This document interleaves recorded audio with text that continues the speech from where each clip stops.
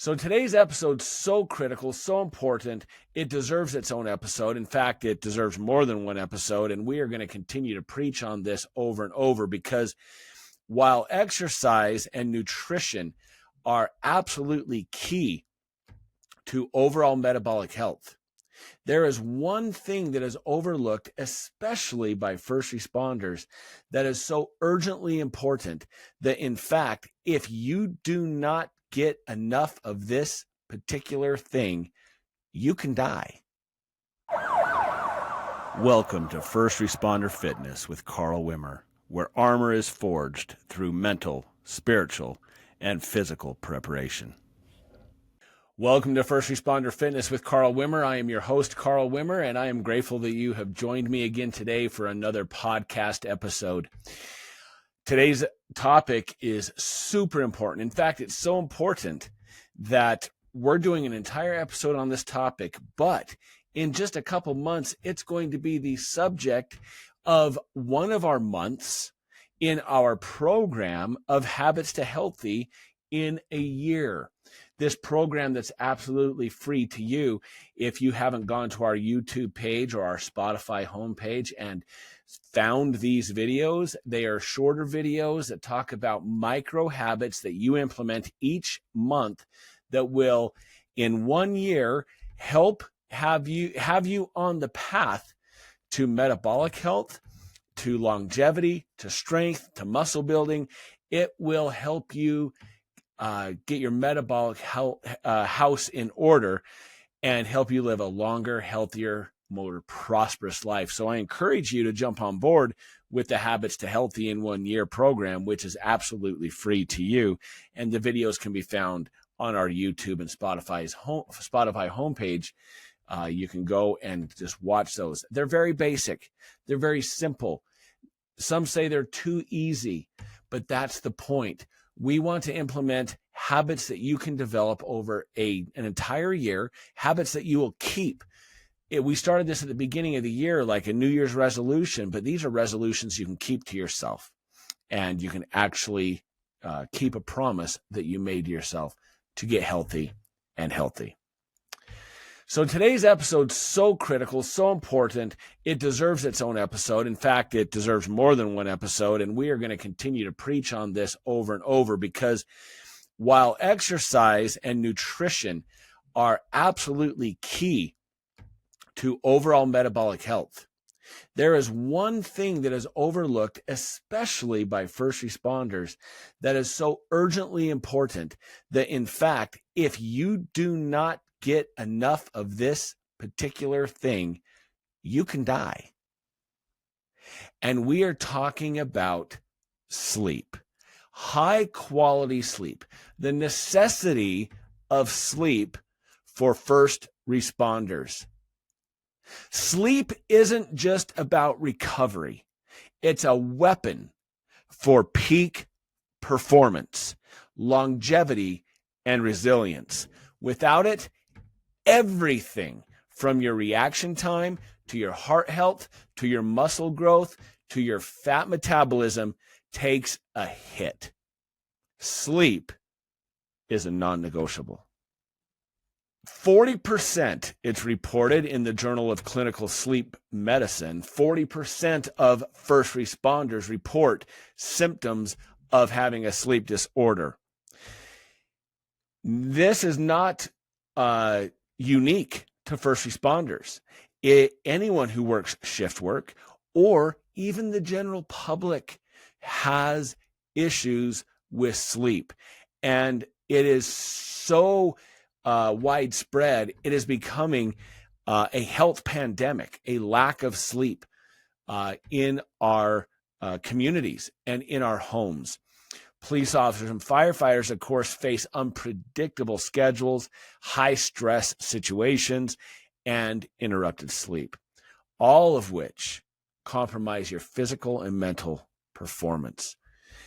So why is sleep so important? Let's just talk about a little bit of the science of sleep for just a second. And don't get bored and fast forward this, because I'm telling you right now, if your goal is to gain muscle, lose fat, Get into physical fit shape. I'm asked sometimes, what are the bare basics? Like if someone came to me and said, what is one thing? One thing, just give me one thing that I can do to help me put on muscle, lose fat, and be healthier. I would point to sleep as being number one. Sleep quality, sleep quantity, sleep hygiene. I would point to that, because if you are disciplined when it comes to sleep, you will be disciplined in other areas of your life. However, if you're up partying until 2 a.m. and then you got to go to work at 8 a.m. the next morning, if you're doing that over and over, you're just running yourself ragged, and you are not going to be in peak physical condition, even if you're exercising and even if your nutrition is on point. Sleep is that important. So what is the science behind sleep? Well, the brain undergoes multiple things, and the body does as well. But one of the most critical things that happens when you're asleep is that the brain undergoes glymphatic clearance. What this is the removing of toxic waste products from your brain, like beta amyloid, which is linked to Alzheimer's and other forms of dementia. Yes, sleep, high quality sleep, enough sleep helps prevent dementia. Being chronically underslept can, over time, lead to types of dementia and to Alzheimer's. That should frighten you, because dementia, the neurodegenerative diseases, are one of the major killers of humans. You got atherosclerosis or heart disease, you have diabetes, you have cancer, and you have the neurodegenerative diseases like Parkinson's, Alzheimer's, and other types of dementias. And sleep helps to stave those off. Deep sleep, or it's also known as slow wave sleep, is when your muscles recover. It's when tissues repair, and it's when your body releases its peak amount of growth hormone. Growth hormone helps your body, of course, to recover, helps to build muscle, helps to repair injuries and damage. So critical that you get into deep sleep. The other type of sleep, which is far less, it's less deep, is called REM, or rapid eye movement sleep. This is the sleep where you're dreaming, and it enhances your memory. It enhances memory consolidation. It helps you to remember things. It helps with emotional processing. That's why, your dreams are sometimes just wacky, but many times your dreams have something to do with what you did that day or what you've dealt with in the last little while. And REM sleep is the way that your brain works through some of those issues. Emotional processing, reaction speed. So your reaction speed, we're talking to you directly now, firefighters and police officers, critical. When you're making split-second decisions, your reaction speed is critical. And if you're not getting enough REM sleep, your reaction time is slowed down. And so it's important that you get the appropriate sleep cycles, but first responders are not getting them. There's multiple stages in sleep. There's basically 4 stages. Stage 1 and 2 is considered your light sleep, where the body relaxes and prepares for the deep, deep sleep.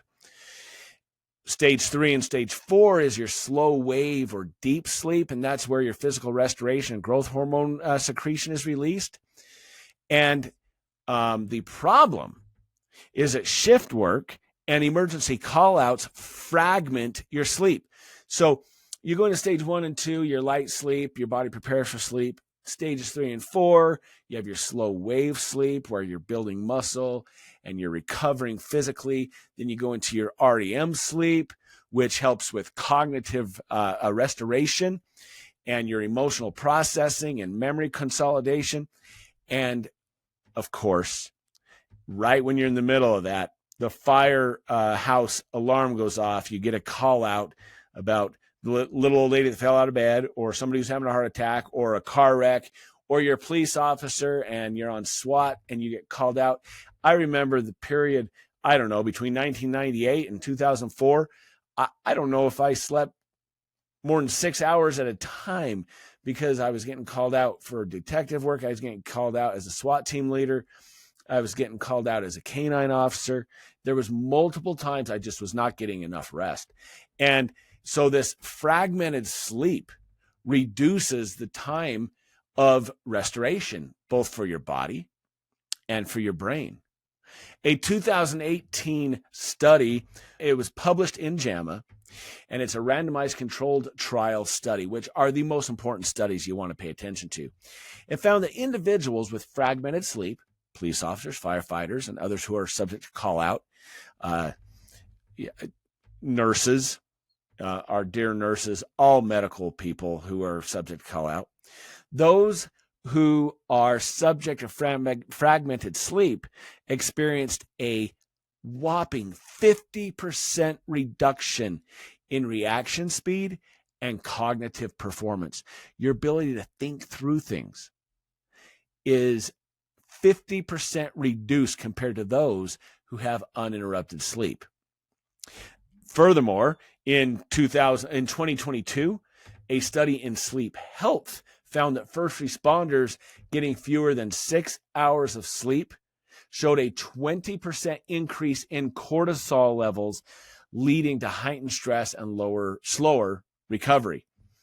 Cortisol is one of those chemicals that, within reason, is beneficial to the body. When it's out of control, a 20% increase because of fragmented sleep for police officers and firefighters and those who get less than 6 hours of sleep, it compels your body to hang on to fat, and it stunts your ability to build muscle. Everything that we are against here at First Responder Fitness. 6 hours or less of sleep, and you have a 20% increase in a chemical that is released in your body that hurts you when it comes to building muscle and losing fat. Hurts your brain, hurts your body. Sleep is critical. Sleep deprivation has a massive impact on your fitness and your longevity. Some of the most important areas that we have discussed on this show when it comes to longevity, such as muscle building, VO2 max, and those types of things, are directly affected by a lack of sleep. Sleep deprivation reduces testosterone levels and inhibits, it harms protein synthesis. That is the process the body uses to build muscle. So you have increased cortisol, lower testosterone, a resistance to protein synthesis. You're not going to build muscle. You're going to have a very hard time building muscle without appropriate sleep. Furthermore, a 2019 study in sports medicine revealed that athletes who slept less than 6 hours experienced up to a 30% decline in endurance performance. In other words, their VO2 max went down by 30%. That is drastic. And we already know that VO2 max is one of the huge measurable things that directly influences how long you will live, everything else being equal. VO2 max is critical. Dr. Matthew Walker, a neuroscientist and author of Why We Sleep, states this. He says, sleep loss depletes the brain's ability to react quickly and accurately. For first responders, that fraction of a second could be the difference between life and death. Do you understand that? If you've ever been, as a police officer, if you've ever been in a gunfight, a sudden gunfight, where fractions of seconds count, your ability to react quickly and accurately are absolutely paramount. But sleep loss affects your ability to do that. Very, very dangerous. And here at First Responder Fitness, we are all about longevity.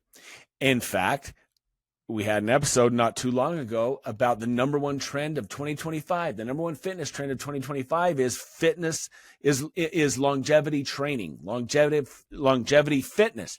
So important. But did you know that sleep affects your longevity? The Harvard Medical School did an in-depth research study on chronic sleep deprivation.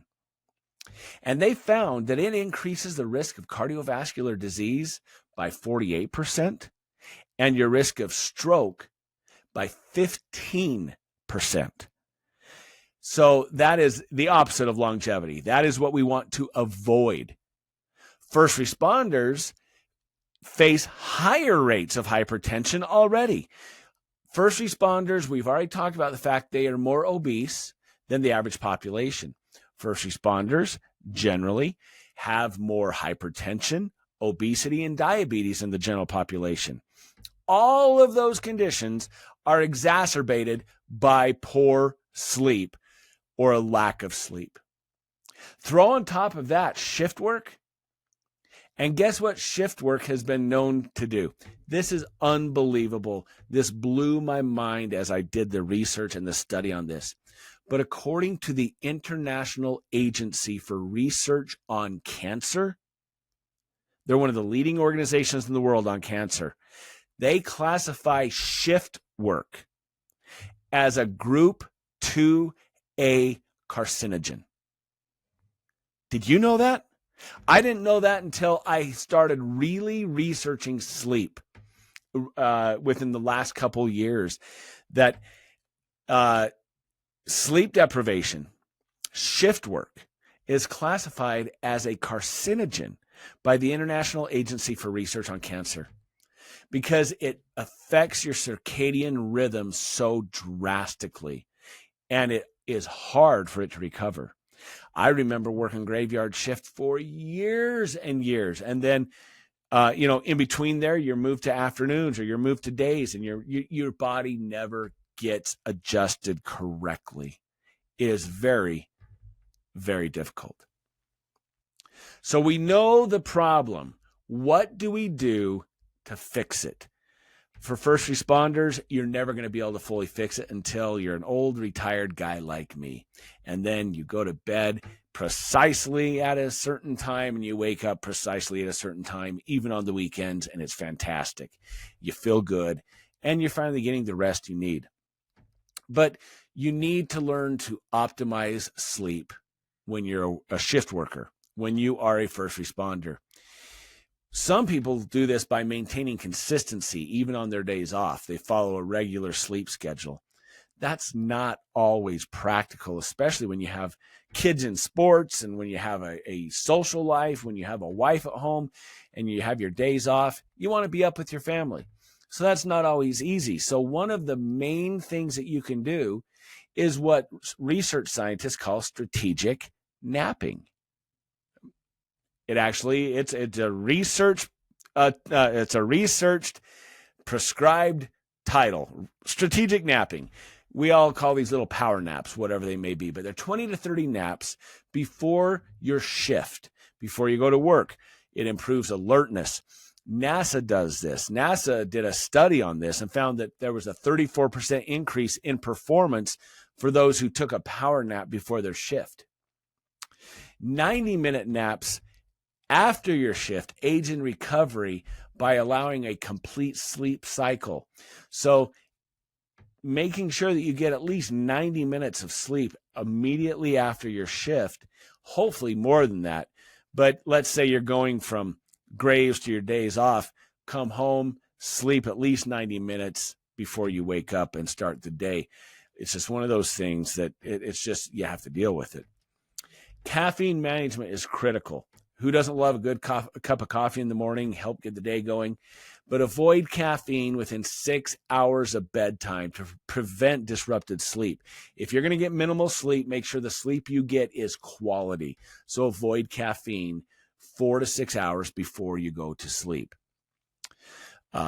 There's a lot of research and still emerging research that say blue light affects your melatonin levels and your melatonin production. So you might want to turn on that blue light app on your phone or use blue light blocking glasses. Better yet, put your phone down an hour before you go to bed. Don't have your phone in your hand and doom scroll before bed. That's easier said than done. We all kind of do it, but manage it as much as you can. I want to talk a little bit about sleep hygiene, and we're going to do that in just a bit.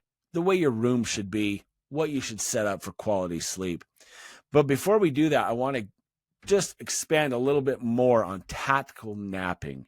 Tactical napping for firefighters and police officers. There's a couple different methodologies that have been researched and studied and recommended for police officers. One of them is called anchor sleep, or the anchor sleep method. This is you aiming for at least 4 hours of uninterrupted core sleep. So you take at least 4 hours. Hopefully you can get a lot more than that. Hopefully you can get double that. But I understand the reality of being a firefighter and a police officer. Try to get at least 4 solid hours of uninterrupted core sleep, and then implement strategic naps throughout the day. 20-minute nap, 30-minute nap. Implement your pre-shift 90-minute nap before a night shift to restore your alertness. Use your post-shift naps as well. So you have your anchor sleep, which is a minimum of 4 hours, and then you have multiple napping sessions that help support that. That can help you avoid some of the more negative aspects of being chronically deprived of sleep. Ideally, you want a minimum of 7 to 8, maybe 9 hours of solid sleep every single time you sleep.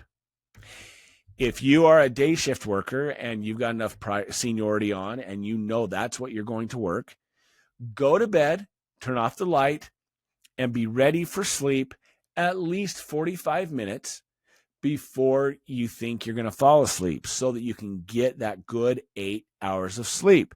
For instance, we wake up at 8 a.m. every morning. I know that's later than some, and it's earlier than some, but it works for us.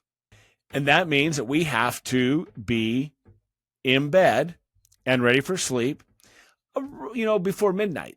Okay. And so about 11:15, I know this is a little later than what most would recommend. Most would recommend going to bed at 9 and waking up earlier, waking up at 6. But it works for my wife and I. So we are always in bed around 11. We wake up at 8. We're getting our 8 hours of sleep per night. And it's healthy, and it's just great if you can get the full night's rest. That is ideal. And if you are able to do that, you need to do it. It takes discipline. It takes you turning off Netflix. Okay. I know that the next episode of whatever you're watching is super, oh man, there was a cliffhanger and you want to watch that next one so bad. When it's bedtime, it's bedtime. Go to sleep. I have an interesting story about that particular thing, so I'll share it with you. My daughter, she was a track athlete. She's a state record holder. In fact, she is part of, in her college, is a record holder at her university as well. But she's graduated now and, of course, a kinesiologist. But when she was, I believe, a sophomore, maybe a junior in high school, there was a dance, probably the junior prom, whatever it could be. And the kids went out on their date, then they went to the dance, and they came back to my house to play games. An alarm went off, and I'm just overhearing this because I'm upstairs and I can hear it. An alarm goes off, and my daughter tells her friend, she says, hey, I have to train in the morning. So you guys are welcome here to continue to play and play games, whatever, but I'm going to bed. And she got up and she went to bed. She was that disciplined. That's the type of discipline you need. Don't be staying up until 2 a.m. and then waking up at 6 to go to work and think that's not going to catch up to you. You need your rest. So let's talk about sleep hygiene, building the perfect sleep environment, because this has been studied, and it's so important that you follow a system that allows you to sleep and get those sleep cycles so that your mind and body will recover. Sleep hygiene is about developing habits and creating an environment that promotes restorative sleep. So first and foremost, probably the most important, is consistency. But after that, as far as your environment itself, is light control. Control the light exposure. In the mornings, you should get outside and get 10 to 30 minutes of natural sunlight exposure in the morning. Helps regulate your circadian rhythm. But at night, you need the room as dark as possible. Get blackout drapes, cover the windows. If you sleep during the day, that is even more important. Cover the windows with blackout drapes. One of the best investments that you can make is go and buy a roll of black electrical tape. Now, why? Because every stinking thing that we buy nowadays has a light on it. Your power cord, your phone cord, your speakers, your this, your that. Everything has a blinking light or a light on it. It drives you crazy. And you'll be laying there with your eyes closed, but you know that light's there and it's bothering you. So you open your eyes and you look and there's the light. Go get yourself your wine cabinet. I have a wine fridge in my room. Go get yourself some black duct tape or electrical tape and cover those lights up. Just tape over them so that you don't have these lights bothering you at night. Get the room as dark as possible. Limit all artificial light, and use light blockers if you need to, 1 to 2 hours before you go to sleep. So important. So get your bedroom dark, or get a sleep mask if you're comfortable wearing one of those. The next thing to create the perfect sleep environment is get your room cold. My wife likes it way colder than I do, but you need a cool room temperature, basically between 60 and 67 degrees Fahrenheit. That's 15 to 19 degrees Celsius. Is ideal, and this has been studied. So between 60 and 67 degrees is ideal for the perfect sleeping environment. And maybe you like it colder, and you can pull a big blanket on you. But my wife likes it colder than that.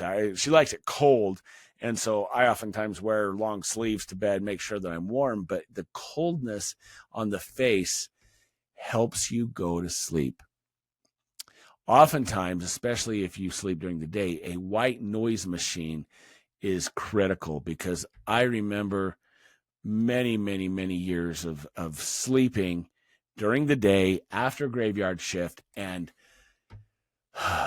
the most dreaded, awful, terrible, demonic monster from hell known as the ice cream man will drive by my house 3, 4, 5 times during the day just to wake me up.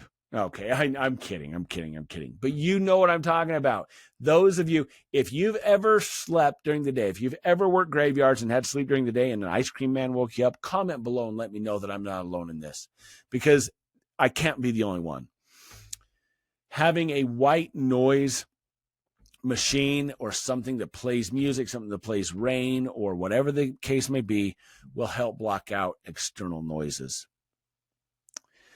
So the first two, of course, is control light exposure, create a good environment, a sleep-inducing environment by making sure that it's nice and cool, and you have a good white noise machine to block out external noise.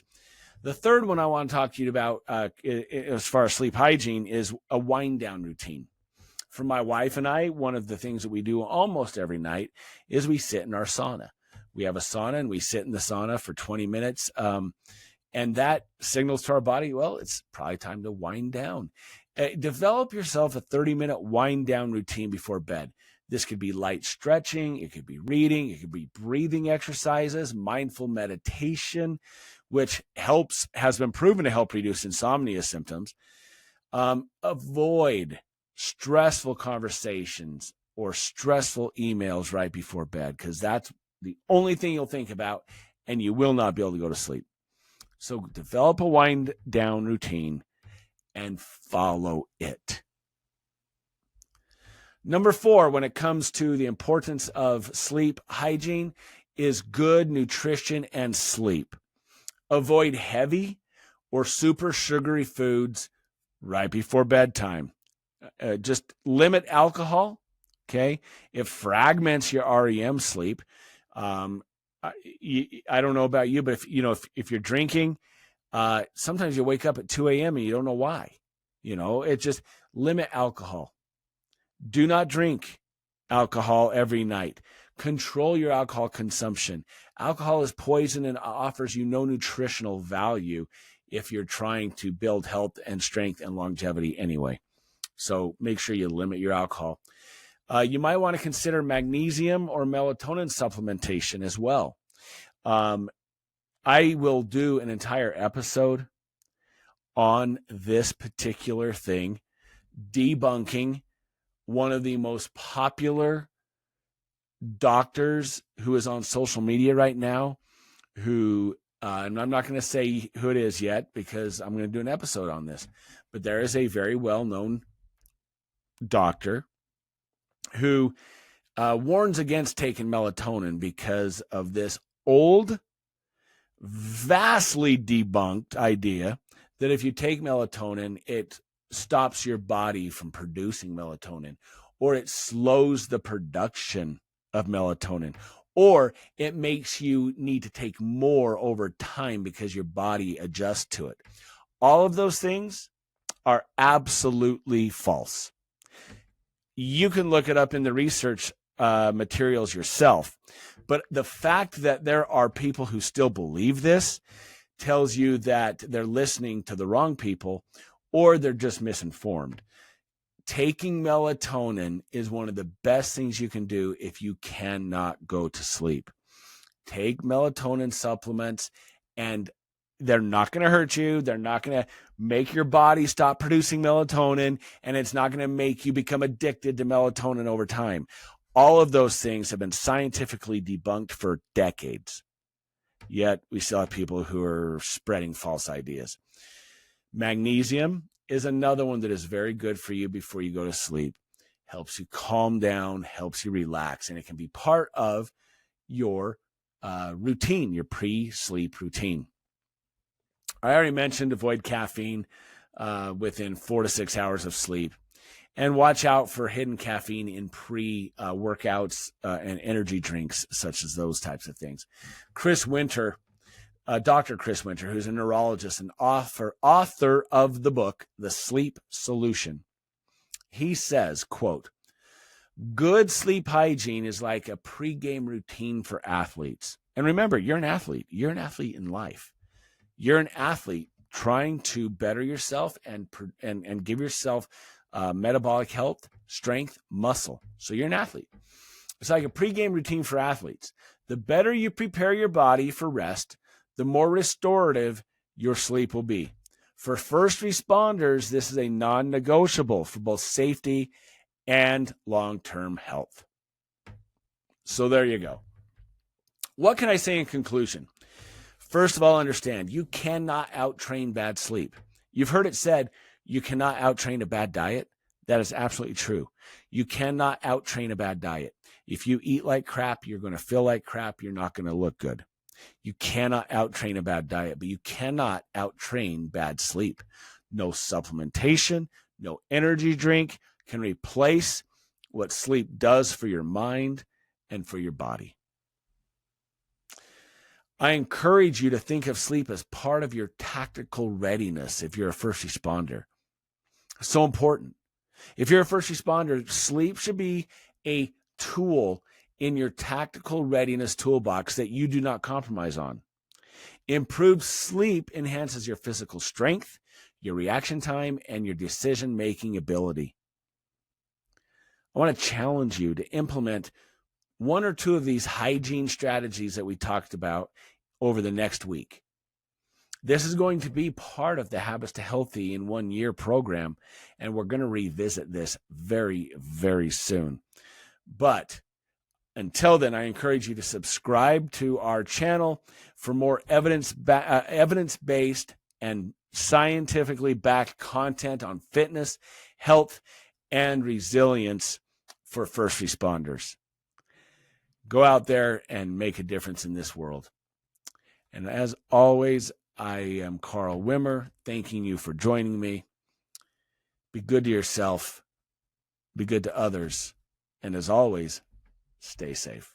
Ooh, I have such cotton mouth I can't hardly speak. It's like, bleh. It's because I got that cold now. Why? Because my wife likes the bedroom too cold. That's why.